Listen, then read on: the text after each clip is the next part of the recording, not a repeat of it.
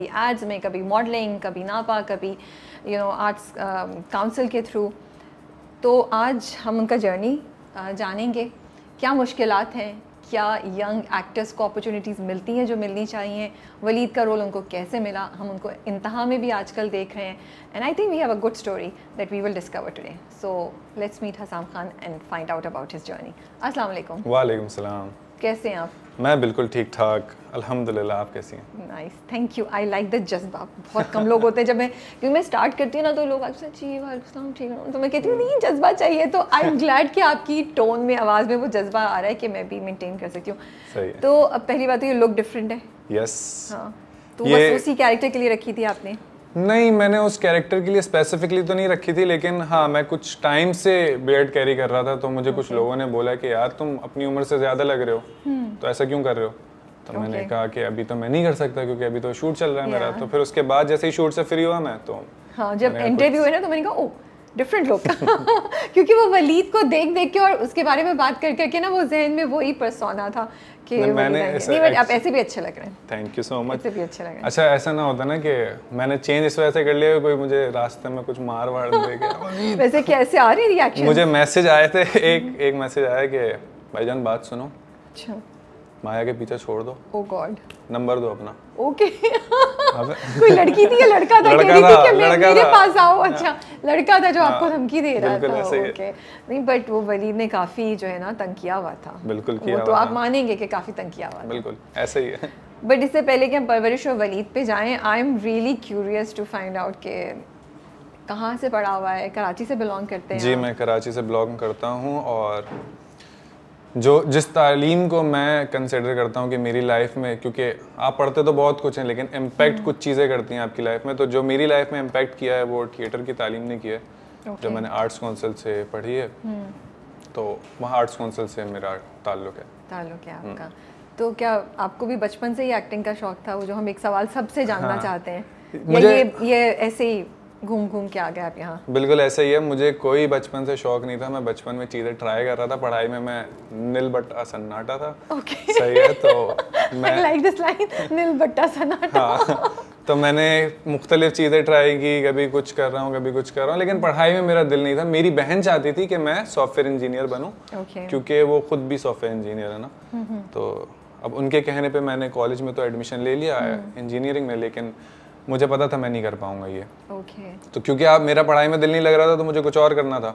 तो एक दिन मेरे दोस्त ने बोला कि यार ऐसे ऐसे एक बंदा है, वो एक्स्ट्राज में लेके जाता है, चलो बस शूट पे चलते हैं और आउटिंग करेंगे और कुछ पैसे ही मिल जाएंगे। अरे वाह भाई वाह, पैसे ही मिलेंगे।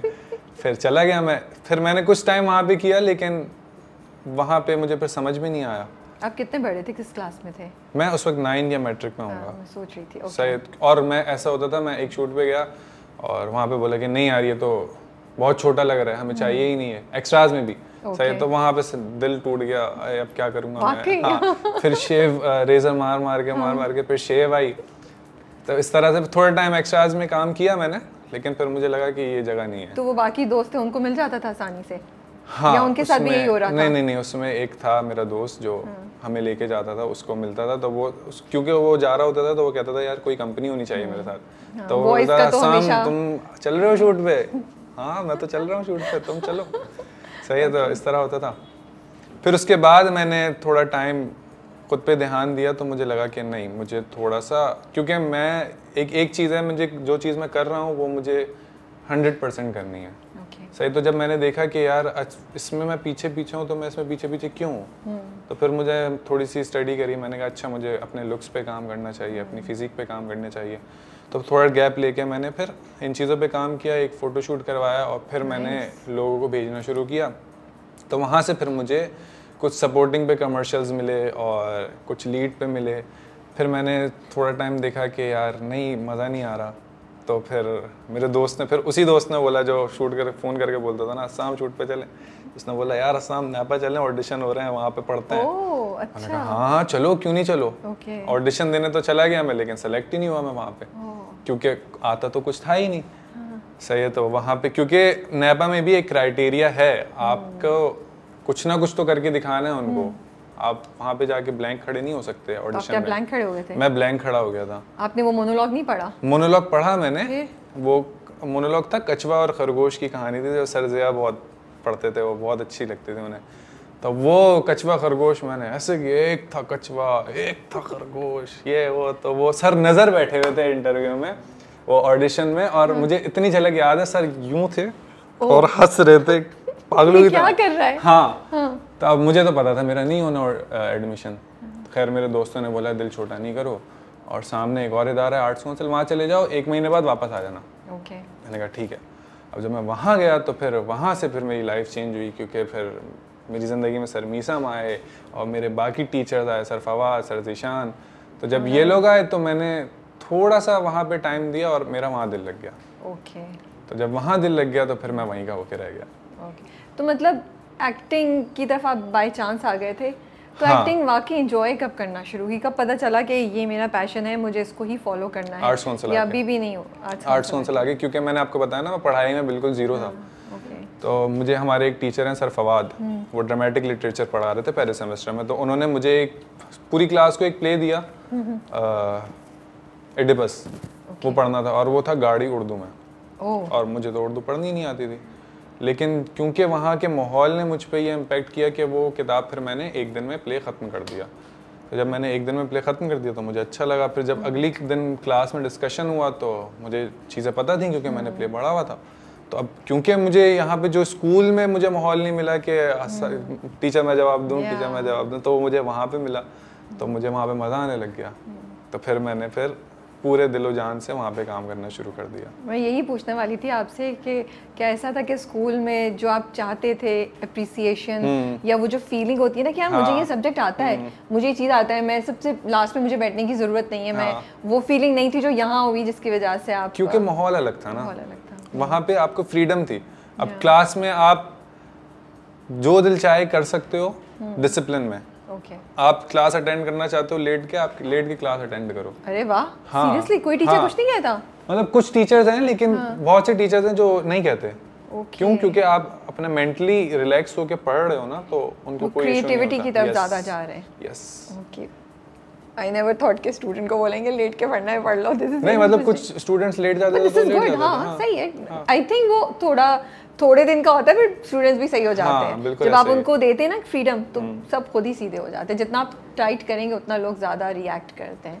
अच्छा ठीक है, तो फिर घर वालों का क्या रिएक्शन था जब आपने सोचा या आपने जब बताया उनको कि मैं तो एक्टिंग करना चाहता हूँ, मैं नापा नहीं आर्ट्स काउंसिल में पढ़ूंगा और मैं इंजीनियरिंग की तरफ नहीं जा रहा, नहीं सॉफ्टवेयर इंजीनियरिंग। मैं देखिए, मैंने घर वालों को तो पता था, घर वालों को लग रहा था कि थोड़े दिनों का शौक है फिर ख़त्म हो जाएगा।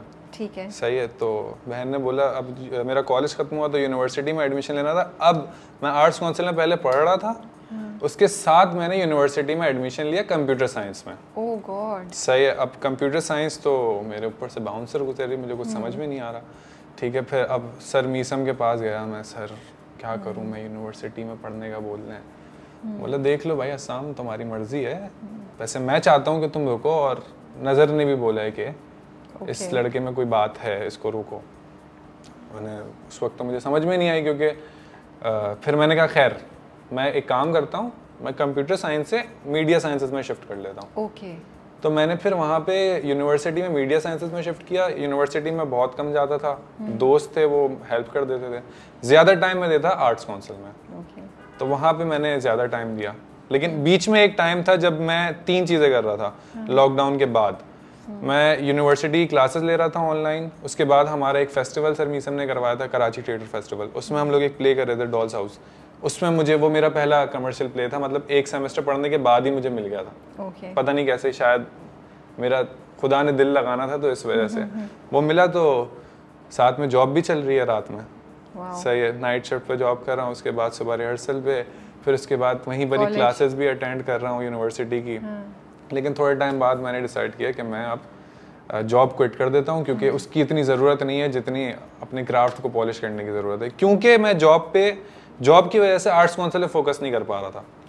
वहाँ पे फ्री टाइम मिलता था तो मैं जो प्ले दिया हुआ था पढ़ने के लिए या जो कैरेक्टर करना था वो मैं लेके बैठ जाता था। उसकी वजह से बीच में खाना भी मिस हो रहा है, तो वो एक टफ टाइम होगा। टफ टाइम था वो, टफ टाइम था। बट घर वाले ये सब कुछ देख तो रहे होंगे, आपकी लगन अम्मी तो देख रही थी। अम्मी देख रही थी, क्योंकि फारिग तो नहीं बैठा हुआ, ये कुछ ना कुछ कर रहा है। बिल्कुल ऐसे ही। असल में हुआ ये था कि अम्मी मुझे बहुत सपोर्ट कर रही थी, अब